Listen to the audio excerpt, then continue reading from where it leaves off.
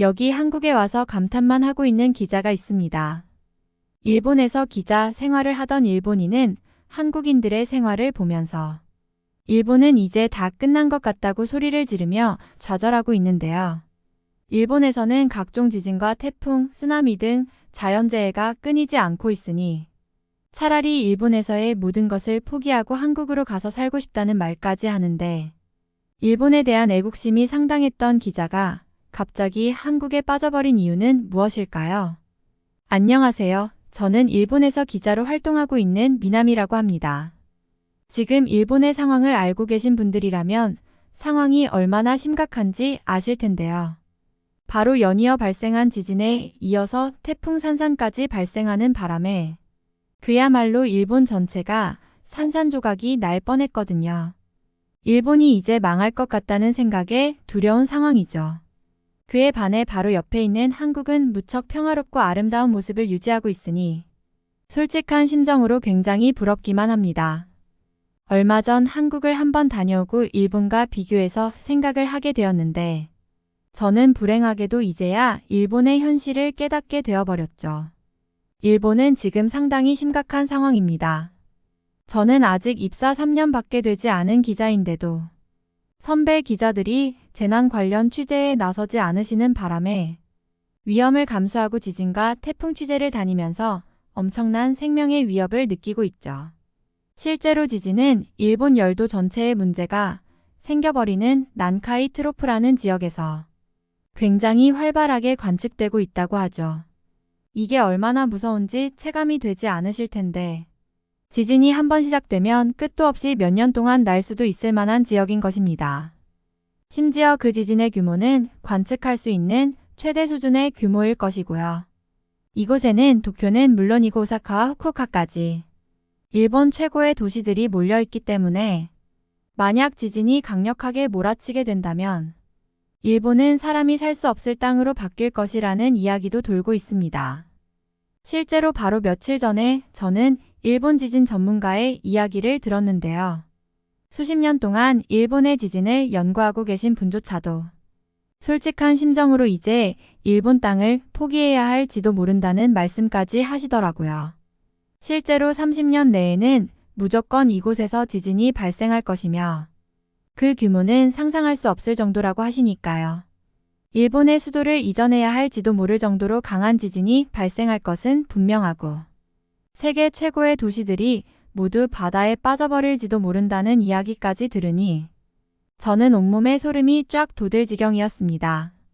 심지어 태풍 산산 때는 온몸은 물론이고 자동차까지 날아갈 지경이었고 비행기조차도 착륙이 불가할 수준이었기 때문에 잘못하다간 일본을 영원히 떠나지도 못한 채 지진과 태풍에 휩쓸려 생을 마감할 수도 있겠다는 공포감이 밀려왔죠. 세상에서 가장 안전하고 훌륭한 국가가 바로 일본이고 지하철이나 교통 시스템도 잘 갖춰진 나라에서 지하도 전체가 물에 잠겨버리는 대참사까지 발생했으니 취재를 하는 저조차도 너무 답답하고 무서워지더라고요. 일본에서 태풍 때문에 사망자와 부상자들도 100명이 훌쩍 넘는 이 현실이 믿어지지 않았죠. 제가 어린 시절부터 교육받기로는 일본이 유럽보다 선진화된 측면도 많고 미국과 견줄 정도로 강대국이라고 알고 있기 때문에 일본이 이렇다면 다른 나라는 얼마나 고생을 할지 지구촌 전체의 불안감이 엄습해오더라고요. 사실 저희 아버지께서도 기자 생활을 오래 하시다가 몇 년 전에 퇴직하셨고 지금은 가끔 논설을 쓰시곤 하시는데 늘 이렇게 말씀하시곤 했거든요. 기자의 권위는 손끝에서 나오고 그 나라의 민중들을 쥐락펴락하는 권위가 있어. 그런데다가 일본의 기자는 미국에서도 꿀리지 않고 아시아 전체를 움직일 수 있는 힘이 있다고 봐. 과거 일본은 아시아 전체를 통치하던 나라이고 아시아에서 일본보다 잘 사는 나라는 단 한 국가도 없기 때문에 다들 일본의 행동을 예의주시하고 있는 상황이지. 그렇기 때문에 일본 기자는 자부심을 가지고 일해야 해. 저는 이런 이야기를 어린 시절부터 들으며 자라왔고 초등학교 시절부터 기자를 꿈꿀 정도로 저한테는 특별한 꿈이었죠. 그런데 막상 기자가 되어서 보니 일본의 현실이 녹록지만은 않았습니다. 제가 막 기자가 되었을 때에 아베 총리 암살 사건이 생기면서 그러한 현장에 제가 가야 한다는 것이 두려웠고, 일본 경제에 생기는 각종 문제나 일본의 지진, 태풍, 쓰나미와 해일 등의 자연재해 문제, 각종 사건, 사고 현장에 투입되면서 제가 생각했던 일과 현실 기자의 일이 너무 다르다는 생각이 들었죠. 그래도 저는 항상 이런 생각을 했습니다. 주변국인 한국이나 중국 등의 개발도상국에서 태어나 기자를 했다면 지금의 저보다 훨씬 힘들고 험악한 환경에서 일을 할 텐데 저는 상당히 축복받은 상황이니 열심히 일해야지라고요. 사실 중국이나 한국, 동남아 등의 상황은 일본보다 한참 뒤처져 있고 일본의 선진 문물을 받아들이면서 경제 개발을 하고 있을 테니까요. 그나마 한국은 경제 순위가 조금 올라가고 있다고 들었는데 아직 전쟁의 위험이 있는 국가인데다가 국토의 면적도 작고 도시 개발도 덜 이루어진 상태로 알고 있죠. 물론 한국에 다녀온 이후 한국에 대한 모든 생각들은 전부 바뀌어 버렸지만요. 한국에 가게 된 상황은 매우 최근의 일인데요. 그 이유도 굉장히 독특했죠. 바로 옆 팀에서 인원이 부족해서였어요. 함께 한국에서 한국인 기자들과 일본의 기자들이 만나서 일본의 지진 상황과 지진 관련 문제에 대한 간담회 형식의 자리를 가져야 했기 때문입니다. 일본은 지진과 태풍, 후지산 폭발과 쓰나미 등 여러 자연재해의 문제에 봉착해 있는데 한국의 상황에 대해서도 이야기를 나눌 필요가 있다고 느껴서죠. 현재 저의 팀은 일본 국내의 재난 관련 취재만 하는 팀인 반면 옆 팀은 국제 재난 관련 문제를 다루는 팀이기 때문에 외국 출장이 굉장히 많은 팀이죠. 덕분에 일본의 섬을 떠난다는 것이 무척 설레기도 했고 한편으로는 한국에 간다는 사실이 조금 두렵기도 했는데요. 우선 일본보다 훨씬 불편하고 불안한 환경일 것이 불보듯 뻔했고 한국의 치안이나 경제적 상황이 어렵다는 사실을 알기 때문이죠. 또한 아버지께서도 제가 외국에 가는 것이 처음이기 때문에 굉장히 걱정이 많으시더라고요. 아버지는 꽤나 오래전에 한국의 시골 마을 취재를 간 적이 있는데 당시는 스마트폰도 없던 시절이라서 그런지는 몰라도 소통이 어려워서 무척이나 답답하고 힘들었다고 합니다. 수도인 서울은 나쁘지 않기는 했는데 도쿄와는 비교할 수 없다고 하셨고요. 물론 벌써 20년도 전에 방문해 보셔서 기억조차 희미해지신 것 같더라고요. 직접 취재를 하시기보다는 과학 관련 기자로 오래 활동하시다 보니 세상 물정에 그리 밝으시지는 않거든요. 그런데 제가 한국에 간다고 주변에 말을 하자 제 친구들 중에서 가장 친한 친구가 한 가지 걱정을 하더라고요. 바쁜 친구인데도 저를 꼭 만나서 해줄 말이 있다면서 제가 다니는 회사 근처에 카페까지 찾아오더라고요. 친구가 한국에서 고생하지 않기를 바라는 마음이 너무 고마웠죠. 자신이 지금까지 다녀본 나라는 중국과 영국이었는데 한국과 가까운 중국을 가본 경험으로 한국에 가기에는 너무나 싫다고. 아시아 대륙의 나라들은 모두 비슷할 거라면서 저보고 건강 조심하라고 말을 하더라고요. 중국에 다녀온 일본인들 중에서는 소화제나 지사제를 먹지 않은 사람이 없을 정도라고 했으니까요. 제 친구는 보름 동안 현지 중국인들을 만나며 상해 여행을 했었는데 소화제와 지사제 값이 밥값보다 더 나왔을 정도라고 했거든요. 또한 여기저기에서 나는 악취는 물론이고 대중교통에서 보이는 벌레들과 머리를 감지도 몸을 씻지도 않은 듯한 시민들의 모습까지 보여서 불쾌한 상황들이 많았다고 합니다. 또 여행 도중 친해진 중국인 친구가 있었는데 그 친구는 처음에 착한 것처럼 보였지만 제 친구의 물건들을 빌려놓고 절대 돌려주지 않는 이상한 버릇까지 있었다고 해요. 하루는 스마트폰 보조 배터리를 빌려간다고 해두고 며칠이 지나도 돌려줄 생각조차 하지 않았다고 하더라고요. 돈도 동전을 야금야금 빌려가더니 입을 싹 닦는 모습을 보여주어 크게 충격을 받았다고 합니다. 일본에서는 단 한 번도 경험해 본 적이 없는 상황이었으니까요. 심지어 다른 중국인 친구들에게 이 사실을 말하니 빌려준다는 것이 준다는 뜻도 포함되어 있기 때문에 원래 물건은 돌고 도는 것이 아니겠냐며 터무니없는 소리를 하더래요. 정말 제 친구를 중국이라고 하면 혀를 내두를 정도로 이상하게 생각하고 있죠. 그곳은 같은 아시아라는 것이 믿어지지 않을 정도로 일본과는 전혀 다르고 일본만 왜 섬으로 이루어져서 따로 떨어져 있는지 알 것 같다고 했죠. 아마 이것은 신이 일본을 특별히 분리해 주어서 일본인들이 평화롭고 행복하게 살고 있다는 말을 하면서요. 그리고 제 친구가 갔던 나라가 영국이었는데 영국에서는 유럽의 환상이 모조리 깨져버렸다고 합니다. 이 이야기는 나중에 한국을 다녀오면 들려주겠다고 말하면서 일본이 세계에서 가장 특별하고 축복받은 나라이며 그런 나라의 언론인으로 살고 있는 저를 부러워하더라고요. 물론 한국처럼 가기 싫은 나라까지 가야 한다는 것은 힘들겠다고 했지만요. 아마 한국은 중국과 다르지 않을 것이 분명하고 한국인들이 일본 여행을 많이 오는 이유가 일본을 동경해서 그렇다는 말을 들었기에 한국에 대한 두려움도 생기기 시작했어요. 심지어 저는 여느 일본인들이 그렇듯이 살면서 해외여행을 가본 적이 없기에 비행기에 대한 두려움도 있었고 잘 지낼 수 있을지에 대한 걱정이 되기도 했죠. 과거 일본이 지배했을 정도로 약하고 작은 나라인 한국이기에 더욱 그랬고요. 그런데다가 한국은 일본에서 여러 소재나 부품들을 사갈 정도로 기술이 없는 나라잖아요.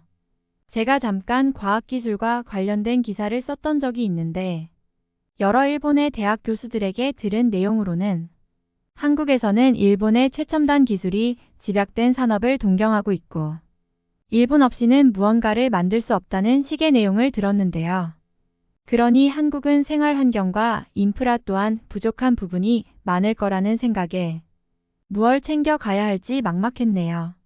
물론 한국에서 여러 사람들을 만나 대화를 하던 중 한국의 기술 상황까지 알게 되었고 한국의 기술이 부족한 것이 아닌 단지 일본의 것들을 구매하는 것이 더욱 편리하기 때문이라는 사실을 깨닫게 되었죠. 한국은 일본의 기술력보다 우수한 첨단 산업 기술과 특허들을 많이 가지고 있었고 일본보다 훨씬 뛰어난 제품과 기술들을 연구하고 있다는 사실을 보고 너무 충격을 받아서 한국을 다시 보게 되었습니다. 전기차 배터리나 방위 산업은 물론이고 조선이나 반도체까지 일본이 감히 쳐다보지도 못할 정도의 기술력을 가지고 있다고 했으니까요. 그리고 한국의 문화 점령 또한 상상 초월이더라고요. 솔직히 저는 기자이기는 하지만 또래 친구들과 어울리며 살지 않았기 때문에 한국에 관심 많은 또래가 많다는 사실 또한 알지 못했어요. 실제로 일본에는 한국어를 배우는 학생들이 무지막지하게 많고 한국의 드라마인 커피 프린스 1호점이나 꽃보다 남자 등에 관심을 갖는 일본인들 또한 굉장히 많다는 사실을 최근에 알게 되었습니다. 한국의 드라마와 영화 또한 일본을 이미 넘어선 지 오래이고 몇 해 전 봉준호 감독의 영화인 기생충이 세계 최고의 상을 수여받는 영예를 안았다는 것을 이제야 알게 되었다는 사실이 부끄러울 지경이었습니다. 최소한 K-팝이 무엇인지는 알고 있었어도 제대로 알지 못한 것이 한스러웠죠.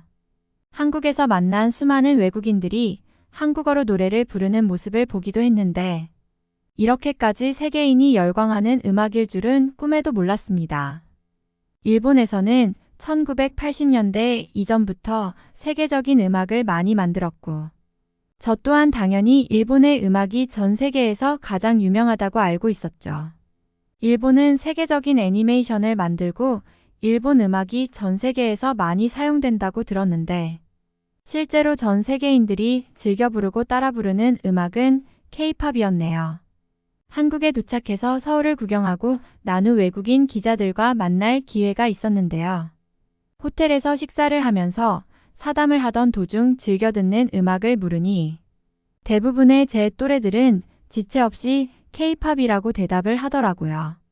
한국의 음악은 굉장히 경쾌하고 밝아서 기분이 좋아진다고 하며 들려주는데 제가 일본의 음악으로 알고 있던 음악도 상당수가 한국의 음악이더라고요. 일본보다 한국의 인기가 높은 상황이 실감나지 않았고 그저 한국과 한국인들이 부러워지기만 했습니다. 한국은 재난 관련 시스템이 일본보다 잘 갖춰져 있는 것 같고 무엇보다 지진이나 화산, 해일이나 쓰나미, 태풍 등의 피해가 일본보다 훨씬 덜하다고 하니까요. 사실 이제 후지산이 폭발을 앞두고 있다는 정보들이 흘러나오고 일본 정부에서도 후지산 폭발에 대한 대책을 마련하고 있는 것이 현 상황인지라 저희 기자들도 그 상황을 상당히 예의주시하고 있거든요. 후지산이 폭발하면 일본 도시 전체를 뒤엎어버리고 사람이 밖에 나가지 못할 정도로 큰 일이 생긴다고 하는데요. 그렇게 되면 모든 물류의 흐름이 끊기게 되어 전 상점이 문을 닫아야 하고 허리 높이까지 쌓인 화산재 때문에 길거리의 모든 자동차들을 사용할 수도 없으며 화산재를 처리하기 위해서는 상당히 오랜 시간이 걸릴 거라고 하죠. 또한 집집마다 수돗물이 끊기게 되며 전기 사용 또한 장담할 수 없다는 의견이 나옵니다. 하필 후지산이 일본 열도 한가운데에 있는 바람에 일본 땅은 한동안 사용 자체를 못하게 되는 상황에 이르게 되는 것이죠.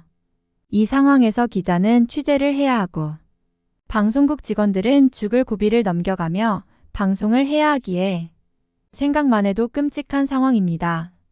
가뜩이나 일본의 직장 문화는 상당히 보수적이기 때문에 상사의 명령에 충성을 맹세하다시피 일을 해야 하고 매일같이 야단을 맞는 것이 일상이니까요. 한국이 부러운 점은 정말 한두 가지가 아니었습니다. 한국 기자의 생활 또한 무척이나 부러웠는데요.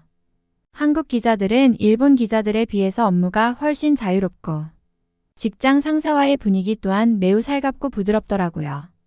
일본은 우선 흰 셔츠에 검정 바지를 기본으로 입어야 하고 매일같이 상사들에게 혼나는 것이 당연지사거든요. 한국의 직장인들의 출근길을 지켜보면 형형색색의 옷들이 보이는 것이 신기했어요. 일본의 출퇴근 시간은 모든 남성이 같은 옷을 입고 있어서 마치 같은 학교에 다니는 학생들의 교복 같은 모습을 보이거든요. 옷만 보아도 한국인이 얼마나 개방적인 분위기에서 일하는지 알 것 같더라고요. 또한 한국은 첨단 기술을 사용해서 회사 업무를 처리한다는 것에 경악했는데요. 휴대폰 메신저를 통해서 업무 자료를 전달하기도 하고 워드, 엑셀은 물론이고 문서 작성을 하지 못하는 사람이 없다고 하더라고요. 일본의 40대 이상만 되어도 컴퓨터를 제대로 쓰지 못하는 사람이 많고 스마트폰을 아직도 사용하지 않는 분들이 간혹 계시거든요. 한국에서는 팩스를 거의 사용하지 않는다고 하던데 저는 전에 팩스밀리 사용법을 제대로 모른다고 혼이 났고 3년 전 처음 입사했을 때는 플로피 디스크 사용법에 서툴다며 선임분들에게 우스운 구경거리로 남기도 했거든요. 한국에서는 이미 20년 전에 플로피 디스크 사용을 중단했다고 하던데 상당히 흥미롭더라고요. 그리고 지폐나 동전 또한 한국에서 사용할 일이 거의 없었기 때문에 대부분의 시스템이 전산화되었다는 사실을 알고 소름이 돋을 지경이었죠. 한국식 노래방 또한 일본의 가라오케에서는 보기 쉽지 않은 각종 네온사인과 미러볼들이 돌아가던데 너무 고급스럽고 화스러워서 깜짝 놀랐습니다. 두 곡에 1,000원 정도면 굉장히 저렴한 편이라서 신기했고요. 그리고 노래방 화면에 몇 곡이 남아있는지 쓰여 있거나 100점을 맞으면 추가 노래를 부를 수 있다는 점도 상당히 흥미로웠는데요. 사실 일본에서는 모니터에 남은 시간이나 코인이 뜨지 않기 때문에 실컷 노래 도중 카운터에서 직원이 직접 인터폰으로 전화해서 10분이 남았다며 금액을 추가할 건지 묻는 경우가 많거든요. 정말 모든 분야에서 가히 혁명적인 시스템을 도입한 한국이 부럽기만 하더라고요. 그나마 저는 한국에 도착하고 단 몇 분 만에 일본이 얼마나 꽉 막힌 나라인지 깨달은 것이 다행이라 여겨졌습니다. 기자인 저도 이렇게나 모르는 것이 많았는데 일반적인 일본인들은 얼마나 모르는 것이 많을지 감도 오지 않았죠. 아마 한국의 경제가 일본을 추월했다는 사실도 알지 못할 것이고 한국 직장인의 임금 또한 일본을 이미 따라잡은 지 오래라는 사실 또한 새까맣게 모르고 있을 것이죠. 아마 일본에서 화산 폭발과 지진, 쓰나미, 태풍까지 계속 발생한다면 한국에 엄청난 도움을 받아야 할지도 모르겠다는 생각이 듭니다. 과거 동일본 대지진 때의 한국인 성금은 중국 등의 나라보다 훨씬 많았고 일본에 의해 피해를 받은 위안부 할머니들까지 성금 모금에 가담했다고 하죠. 그런 사실을 일본인들은 아무도 모르고 있으니 너무 안타깝습니다. 일본인들은 가까운 나라인 한국을 반드시 알아야 하고 한국과 일본의 격차가 얼마나 벌어졌는지 직접 와서 확인해 볼 필요가 있습니다.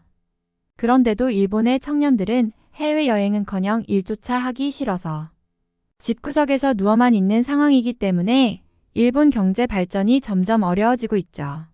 정부에서는 해외여행을 장려하고 해외여행을 가려는 청년들에게 엄청난 예산을 쏟으며 도우려 하지만 청년들이 집에만 있으려는 상황이라 일본의 미래가 걱정될 뿐이네요. 한국은 모두가 부지런하고 활동적이며 에너지 넘치는 나라인데도 말이죠. 아무리 생각해도 한국과 비교할 수 있을 나라는 지구상에 단 하나도 없으며 일본의 위기 상황 속에서 더욱 잘 사는 나라가 될 것 같다는 생각만 듭니다. 만약 한국이 통일까지 하게 된다면 훨씬 부강해지고 젊은 나라가 되기 때문에 일본이 더욱 초라해지게 생겼고요. 한국인이 무척이나 부럽고 기자 인생을 포기하고서라도 한국에 가고 싶다는 생각만 들 뿐입니다. 한국은 분명 아시아에서는 물론이고 세계 최고의 나라인 것이 확실하니까요. 이번 사연은 여기서 마무리하도록 하겠습니다. 끝까지 시청해주셔서 감사드립니다. 좋아요와 구독은 영상 제작에 큰 힘이 됩니다. 꼭 한 번씩만 눌러주세요. 감사합니다.